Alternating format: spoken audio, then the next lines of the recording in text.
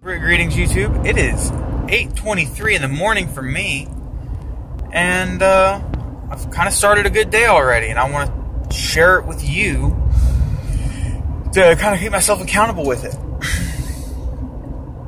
So I got up a little later than I wanted. I got up at 7 instead of 6.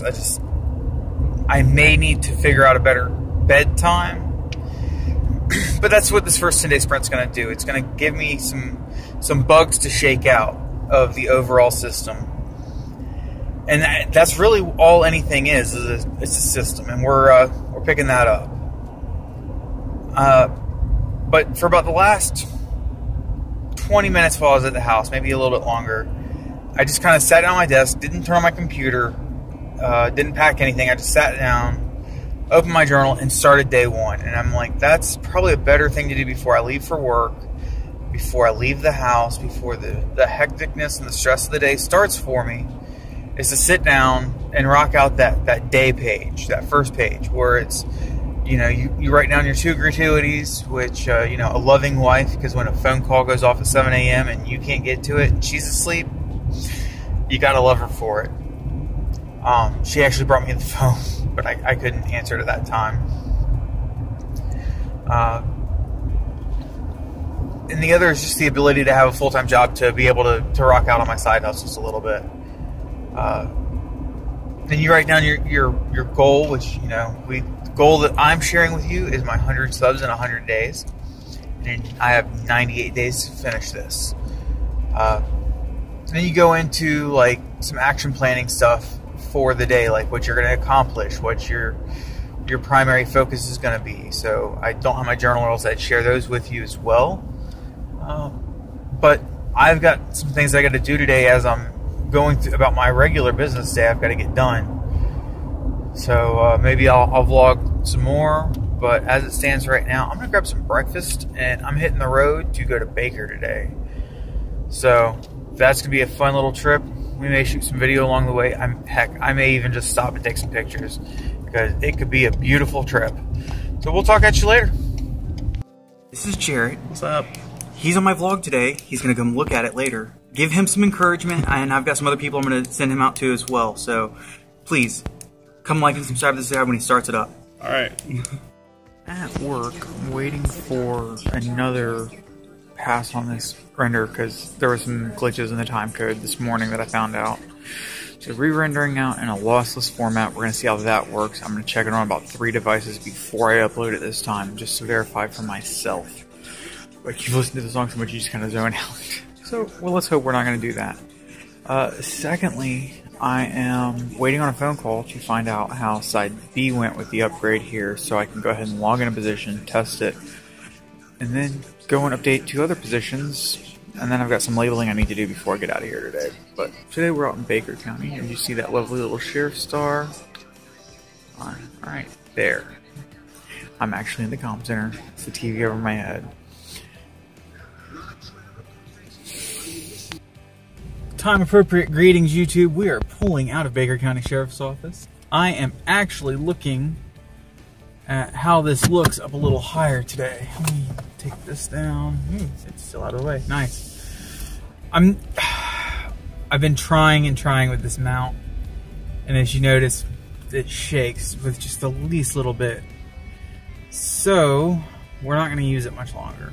I probably need to start looking for another replacement, and I think this time I'm trying to spend between 15 and 20 on it, just to see if we can take a majority of the shake out of the arm.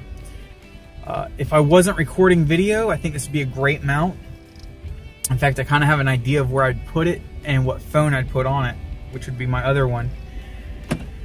Just to let it sit at the door. So I'd have my work phone over here and be able to heads-up display with that, as well as heads-up display with this one, which I need to take off the Wi-Fi that I got on my other phone. Boom, off. So before I left the building, I went ahead and just gave Jared a little bit more encouragement. He said he's going to try and start tonight. So I really, I hope to see his video up in the next day or 2, and I'll share it out here. And I told him I'd share it out. I'd be like, I will blast everyone I know with your link, which isn't much, but hey, day at a time, people, day at a time. We got 98 days to reach 100. And actually, at the end of 100 days, I'm hoping to have 117 subscribers. So from 2 days ago to when we end the 100-day experiment, it will be that much time to 117 subscribers. Oh, he was interesting. Black car, yellow highlights. Can't complain. It looks like a little Nissan Rogue. But we're heading out of county, so I'm gonna go find me some tea. Most likely it'll be through the Starbucks. They have a nice chai latte that I used to enjoy. And then I got into the sugary drinks for a really long time. So I'm actually trying to break that sugar habit. I'm still drinking 2 to 3 sodas a day, and that's my next big cut. But I know that I drink Starbucks every couple of days. And I'll have, you know, a venti caramel white chocolate mocha. Way too many calories, and everyone keeps asking me, are you losing weight? No. I don't know how I'm losing weight with all the junk I eat. I mean, we drive through it up every night almost, it seems like. I think it's mainly just, I'm trying not to be as gluttonous as I have been in the past, where I just chow and chow and chow and chow. A lot of it I'm trying to just break that habit, enjoy the meals, try and eat less. I still eat a ton of macaroni and cheese when I can, because that is like, that's like my jam right there. Macaroni and cheese, especially if it's good. Like, I eat Kraft at home because that's what my wife makes, but I like making good macaroni and cheese, nice creamy, stringy, because that sharp cheddar in there, yummy. So besides that, you know, I'm heading home now. I'm getting some tea, and I just wanted to, you know, Jared, if you see this, it's more encouragement, man. We are here for you. There's a community that is being built between several channels that I think a lot of us kind of are overlapping in different ways, and I say that just based off what I'm watching. And I was always, no one ever really says, hey, we're building this together kind of thing, but we're trying. And I think we all have our own unique things we're bringing to the market. I personally still have some thoughts of how I can better educate through this channel, because I think that's my thing. I really do love teaching, and I think that the more we teach others, and you know, that's how we can bring people along. You know, we can be like execute all day long. Well, I think there's also times that we need to be like, well, how can I help you? What can I teach you to give you something better in life, to help you level up? You know, teaching is an experience for both parties, for the one teaching and the one being taught. The one being taught is getting a life lesson that, you know, may be cheaper to have this guy tell you or this gal tell you than to go into a full-on, you know, there's other ways about it. And as the teacher, you are passing on your knowledge. You're learning how to, you know, that first time or two through, you're looking at it like, man, this, I don't feel right. But as you go through it, you become smoother. You learn the talking points you need to make through that presentation. The ones of, you know, here's this piece of important information, here's this piece of important information, here's this piece of important information, and here's how it ties together. And sometimes, when I work on a call flow with people, I like to, and I'm teaching a new person about call flows and how calls flow through a system. I walk through and say the entire system end to end does this. And then I'll be like, okay, so here it comes into here, and this is what this device does, and on the back end, this is what it's doing to our data, or in this case, voice line communications. And we'll walk through that call flow of into the building to call taker picking up, and the little other things that will happen with that call information along the way. The alley dip, the alley spill, driving the map, driving the CAD, and how all these systems will work together. And I love teaching people those things. And sometimes, and this is really the biggest part, is whenever I start troubleshooting, if I can't go right to where the issue is, I draw my map. And this actually really relates to a story I heard the other day. It was a little video, and I wish I could remember where it was, but I gotta stop you for a second. Back to the story I was talking about. It was just the person who relayed the story through this video, it was pretty much cards and music. And it was talking about this great cruise ship, transporter ship, it was whatever. It was a huge vessel with a huge engine. And I'm talking multi-story engine.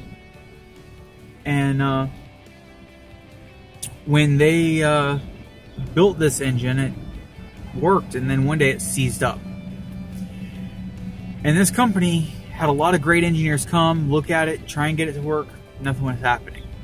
And they called this 80-year-old dude up, and they're like, hey, we have this engine that no one knows how to fix. He comes in, inspects the engine, looks at some things, touches a few things, goes, puts his tool bag down, opens it up, pulls a little hammer out, goes over, taps. Engine comes back to life almost immediately. They're like, oh, thank you, thank you, thank you. He's like, my bill will be in the mail. He goes home, bills the company $10,000. And they came back and we're going to need an itemized receipt. All you did was hit it with a hammer.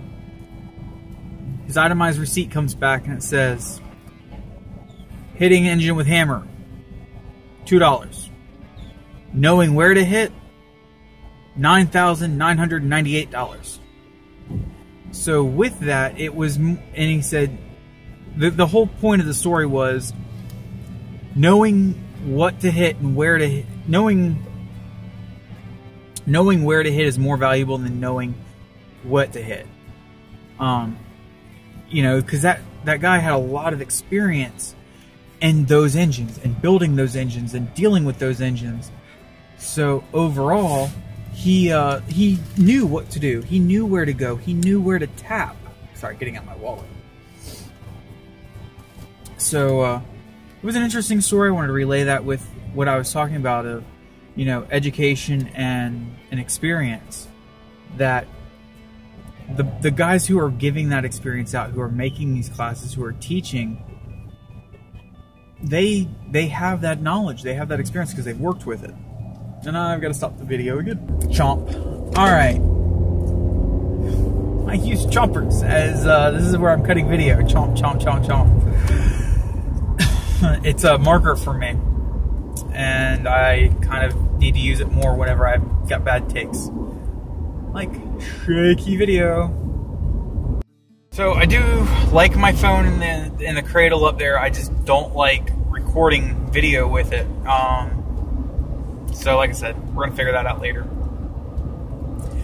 But back to education and experience. And, you know, when we give training classes, like I said, I like to go in from in. When I troubleshoot, so that's what got me on the story, was troubleshooting. So whenever I troubleshoot, and it's something I'm actually starting to develop some material on for a class that one of the trainers wants to do, and has asked that I run the troubleshooting portion of it.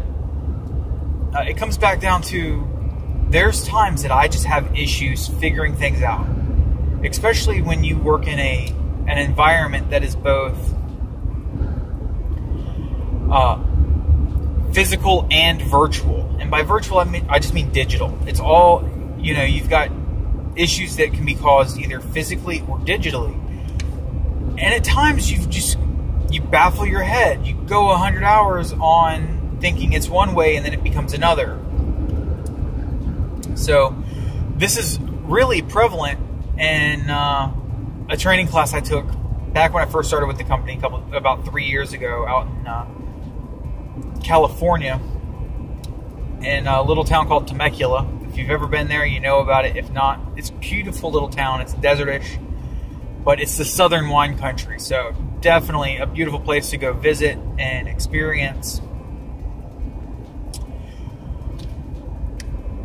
But what I found, and we had 9 people in this classroom. 8 of us were going to be field techs. 1 was new tech support for this company that we were taking this training with. So One of the techs, several of the techs there were like myself. We dealt with both ends of this. Me being new, I more felt like software. I'm a software guy. Everyone there knew it. Well, we had an old school ATT Bell South guy. And by old school, I mean he's like 20 plus years on the job, out in the field, a tech, like master tech. Awesome dude. Well, he and I kind of played a joke on each other in a troubleshooting phase. The teams had to go out. Another set of teams would come over, mess up your equipment. And I'm talking from either the rack or the position, and a lot of it was positional. Well, old school phone guy unplugged my USB cable. Took me a few minutes to find it. New school phone guy used a burned out lightning plug. Not literally, but it was like, what I actually did was I put a piece of tape on the port, which took away connection. He got so frustrated, he was ready to go grab his tool bag to start troubleshooting the issue. And I said, this is what I did. And he was kind of mad at me. But it was a learning experience for both of us because I gave him something in his wheelhouse and he thought it wouldn't be there. He gave me something in mine physically. And I kind of figured it out.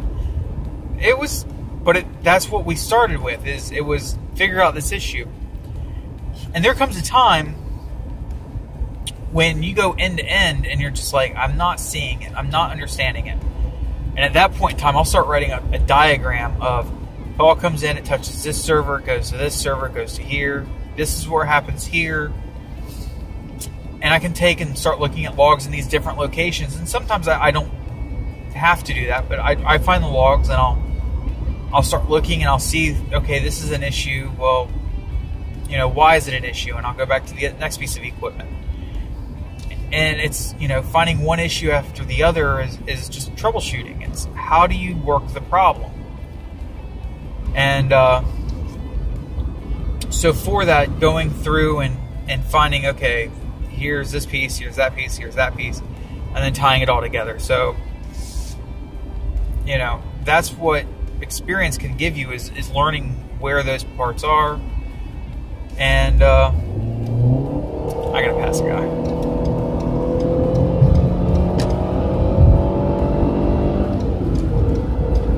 Oh, I love that engine sound. But we gotta slow down before old Johnny Law finds us.